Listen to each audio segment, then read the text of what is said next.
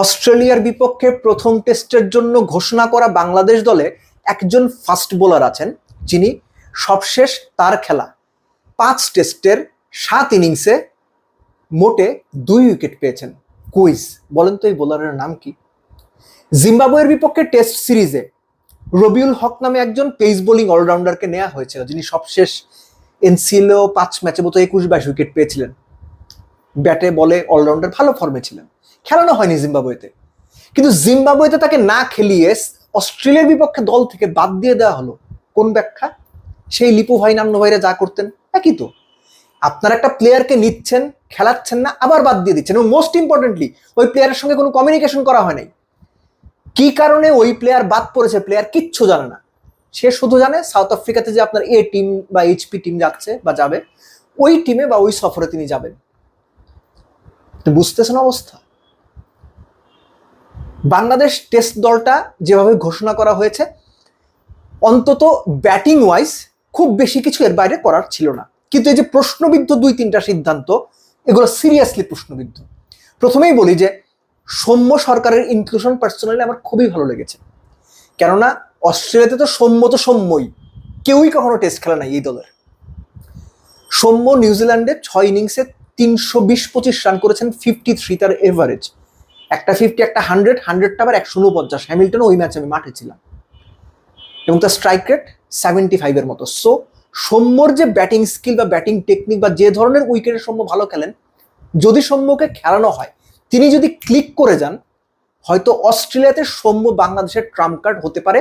বাংলাদেশের এই batting line আপের সবচেয়ে বড় দুর্বলতার জায়গা হচ্ছে টপ অর্ডারে 5 জন বাহাতি। 5 জনই একাদশে খেলবেন না, কিন্তু মোস্ট লাইকলি 1, 2, 3, 4 সবই বাহাতি হবে, যদি না অমিতকে কোনোভাবে নাম্বার 3 অ্যাকোমোডেট করা হয়। আমি জানি না, কিন্তু এই ট্রিকটা অস্ট্রেলিয়া খুব ভালোভাবে কাজে লাগাবে, যে 1, 2, 3, 4 লেটসে সাদমান, তামিম, শান্ত, মুমিনুল সব বাহাতি, তাদের জন্য প্ল্যানটা ইজি হয়ে যাবে। যদিও বাংলাদেশের সামনে অপশন সিবার কি ছিল। সো মোটার আগে সবকিছু মিলিয়ে ওকে আর কি। ব্যাটসম্যান নেওয়া হয়েছে, wicket keeper batsman Jaker Ali অনেককে ইনক্লুড করা হয়েছে। অনেককে বলতে শুনছি যে আবার জাকের কেন, উপায় কি ছিল? বিকল্প কে আছে? নাই তো।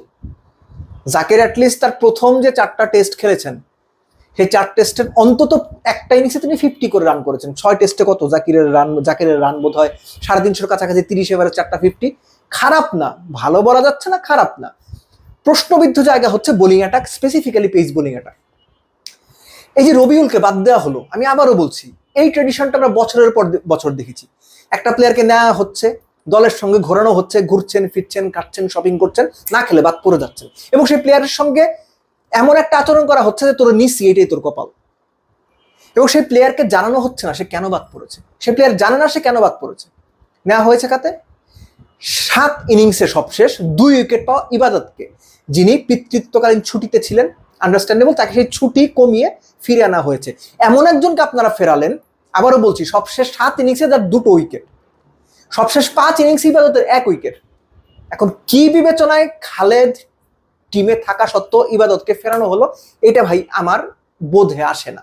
নির্বাচকরা ডেফিনেটলি আমার চেয়ে ভালো বোঝেন বলে এই সিদ্ধান্তটা নিয়েছেন, কিন্তু তাদের এই সিদ্ধান্তকে আমি প্রশ্নবিদ্ধ সিদ্ধান্ত বলে মনে করি। আমি অবশ্যই তাদের চাইতে ক্রিকেটটা কম বুঝি, এটা মানতে আমার কোনো অসুবিধা নেই। মুশফিক হাসানকে ফেরানো হয়েছে। মুশফিক লম্বা সময় ইনজুরিতে ছিলেন। মুশফিক ভেরি গুড প্রসপেক্ট, তাকে বিবেচনা করা হচ্ছিল সেভাবেই। বাট মুশফিকের আপনি যদি রিসেন্ট পাস্টের ফর্ম দেখেন, সেটা কিন্তু আপনাকে খুব বেশি আশাবাদী করবে না। মুশফিক অফকোর্স বেশ জোরে বল করতে পারেন, মুশফিক এক্সট্রা বাউন্স আদায় করতে পারেন, খুব ভালো বাউন্সারও দেন, এভরিথিং ইজ ফাইন, লম্বা স্পেল বল করতে পারেন, এগুলো সবই ঠিক আছে। কিন্তু রিসেন্ট পারফরমেন্সটা বা ফর্মটা মুশফিকের ঠিক আপ টু দ্য মার্ক না। 3টা রেড বল ক্রিকেটের ম্যাচ খেলেছেন, এবং সেখানে বোধহয় 3 ম্যাচে বোধহয় 3 উইকেট পেয়েছেন। সো ইবাদত এবং মুশফিক এই দুজনকে যে নেওয়া হয়েছে, দুজনকেই নেওয়াটা প্রশ্নবিদ্ধ সেটা বলবো না, কিন্তু দুজনের একজনকে নেওয়াটা আমার মতে ঠিক ছিল। আরেকজনকে বাদ দিয়ে রবিউলকে হয়তো দলে রাখা যেতে পারতো, যেহেতু আপনারা সবশেষ টেস্ট সিরিজেও তাকে দলে রেখেছিলেন। এখন তাকে সেখান থেকে বাদ দিয়ে এইচপি বা টিমের সঙ্গে সাউথ আফ্রিকা খেলতে পাঠাবেন। তার মানে কি জিম্বাবুয়ে নেওয়াটা ভুল ছিল, অথবা এখন বাদ দেওয়া ভুল হয়েছে, দুটোর যে কোনো একটা ভুল। অস্ট্রেলিয়ার বিপক্ষে বাংলাদেশের এই দলটা খুব ভালো করবে এই সম্ভাবনা দল ওয়াইজ, প্রিপারেশন ওয়াইজ তুলনামূলক কম। যদি বাংলাদেশ ভালো করে বসে, ফাইট করে যদি একটা টেস্ট ড্রও করে, তাও আমি বলবো বাংলাদেশ দুর্দান্ত পারফর্ম করেছে। কিন্তু এই যে বাংলাদেশের যে লাইন আপটা সেটেল করা হয়েছে, মানে আর্গুয়েবলি এর চাইতে বেটার লাইন আপ সেট করাটা ডিফিকাল্ট ছিল, কিন্তু প্রশ্নবিদ্ধ জায়গা দুটো রয়ে গেছে। শেষ যেটা বলবো যে বাংলাদেশের এই লাইন আপে অফ স্পিনার হিসেবে শুধুমাত্র মানে একদম স্পেসিফিক অফ স্পিন রোল দিয়ে শুধুমাত্র মিরাজকে রাখা হয়েছে।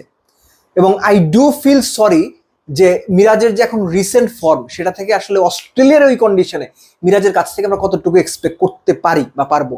ব্যাকআপ হিসেবে হয়তো নাইমকে রাখা যেত, রিগার্ডিং নাইমের হাইট, এক্সট্রা বাউন্স আদায় করার ক্ষমতা, সব কিছু মিলে রাখা হয়নি। সেটা আমি বলবো না সেটা দোষের হয়েছে, কিন্তু রাখা যেতেই পারতো। কেননা টিমের সঙ্গে এক্সট্রা একজন যদি ক্যারি করা হতো, খুব অসুবিধা তো কিছু ছিল না। এর আগে তো আমরা শুনেছিলাম যে 17 জন নেওয়া হবে, সো একজন দুজন এক্সট্রা যদি ক্যারি করা যেতে পারতো অসুবিধা হতো না। এনিওয়াইজ বাংলাদেশের যে লাইন আপ, আবারও বলছি, পেস বোলিং এর এই জায়গাটা ছাড়া আসলে খুব বেশি প্রশ্নবিদ্ধ বা খুব বেশি প্রশ্ন করার সুযোগ নেই। কিন্তু যে ডিসিশনটা তারা পেস বোলিং এর ক্ষেত্রে পেস বোলারদের পিক করার ক্ষেত্রে নিয়ে এসেছেন, এবং রবিউলকে বাদ দিয়ে যে ব্যাট কালচার আগে থেকে চলে আসছিল সেটারই প্র্যাকটিস তারা করেছেন, এই দুটো কাজ অবশ্যই প্রশ্নবিদ্ধ।